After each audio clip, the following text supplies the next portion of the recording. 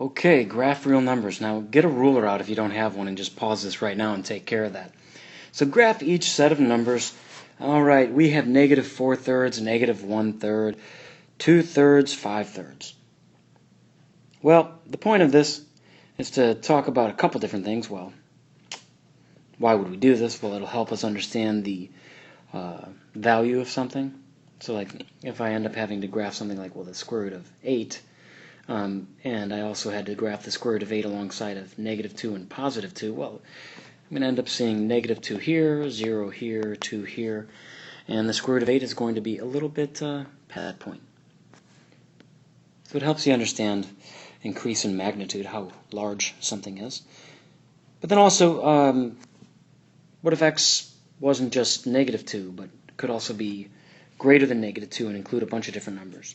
So those are called inequalities. And so let's talk about what we're looking at first here. This is a set. It's represented as a set. And we know that because of this fancy bracket deal. The fancy bracket on the left and the fancy bracket on the right says, hey, this is a set of numbers. If I were to write a bunch of test scores that my students made on a test, I might be like, well, the set of all students' scores included 72, 78, 83. So I might communicate all the different grades that different test takers received. So you would include a set of numbers to represent more than a couple things. So with that ruler, keep your line straighter than mine and make it darker than this line so that it stands out. I'm going to use all this space to the right side. So if I'm organizing this in my notebook, I use the left area to set up the problem and usually do any math I have to do, and then the right side is where my number line graph will go. So yeah, this is not x equals something as well as y. This is just a set of numbers, so we can think of this as being x, but we won't complicate it by labeling it. But before we put these on a graph, we have to consider their different values. Well, they're all being divided by 3. A poor decision would be, well, here's negative 1,000, here's 0, and here's 1,000. I don't want to show that because all these numbers would be so densely packed around 0 that it wouldn't represent any clear relationships to me. I wouldn't get a good idea of the distance between these numbers. So when you're presented with a set of numbers, you want to think of the minimum, you want to think of the maximum. And so I'm looking at this with my eyes and I'm like, okay, well, which one's the maximum? Well, there. Which one's the minimum? There. Oh, that's nice. They're presenting it to me in order.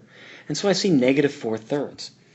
Now I immediately recognize that that's negative 1.3 repeating. But if you're not sure, get a calculator out. I also see that, well, 5/3 right here is 1.6 repeating.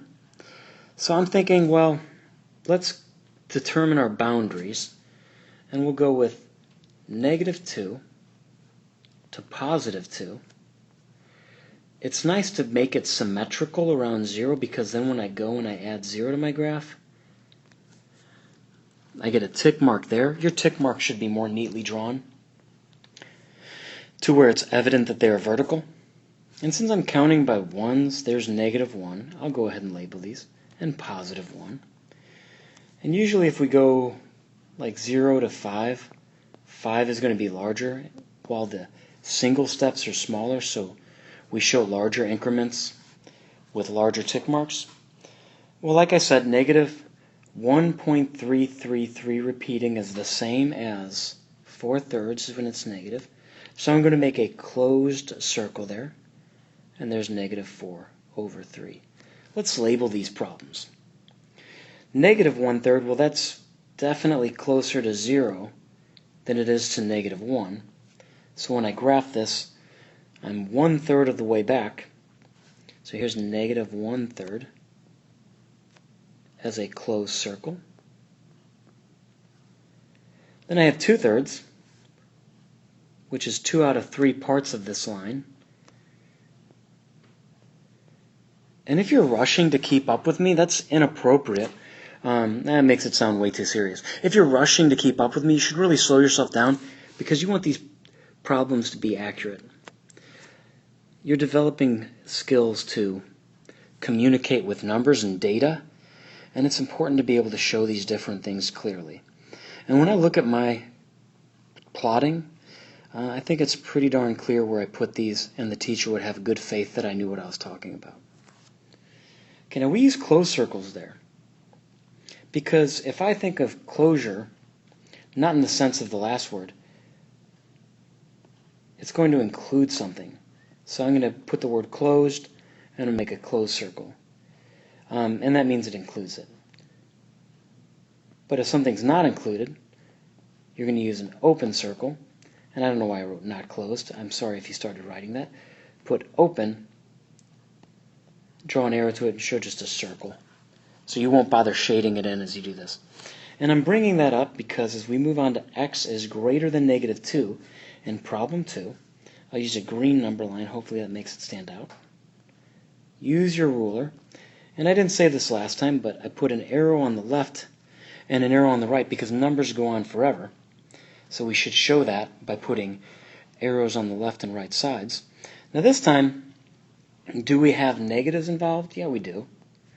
And this time I'm going to talk about including negative 5 and 5. So I'm going to choose to show that because it will give me symmetry.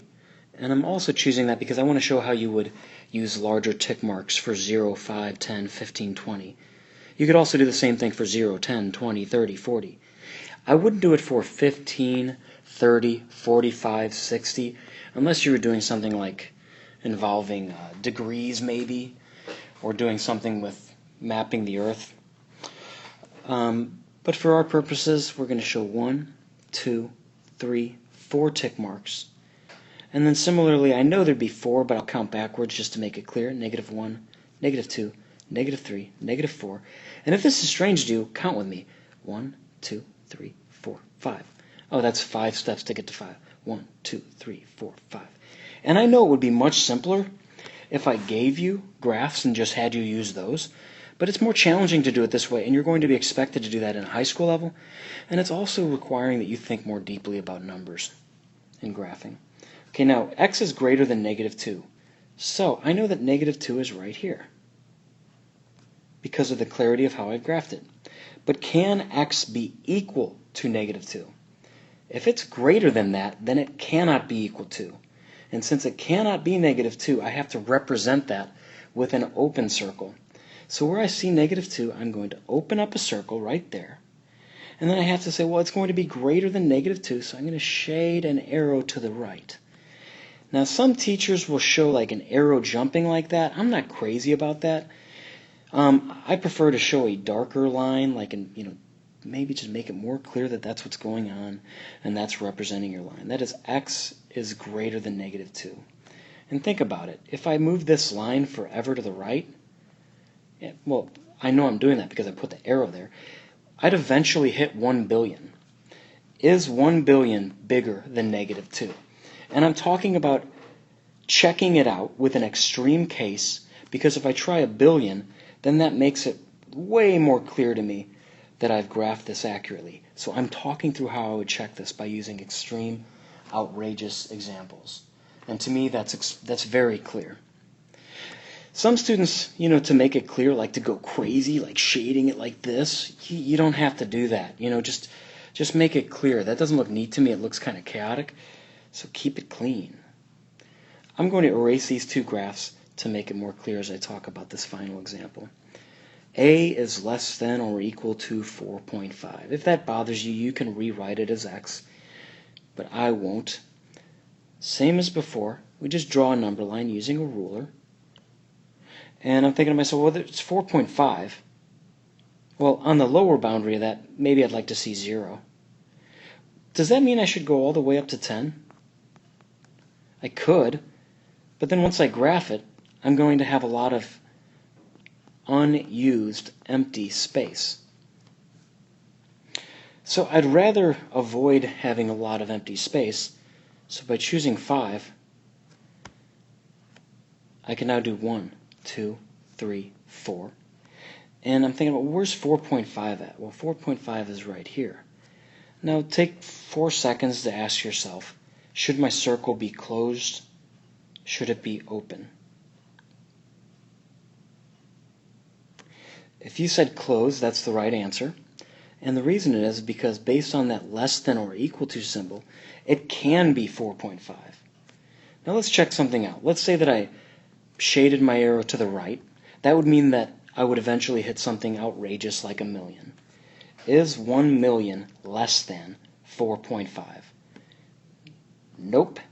That would mean that I was shading in the wrong direction and would probably have to revisit any math I did or fix my graph by shading to the left instead. So if I shade to the left, I know that I'll hit something like -1,000,000, but it might be nice to just think about 0. So is 0 less than 4.5? Absolutely. So this graph is good.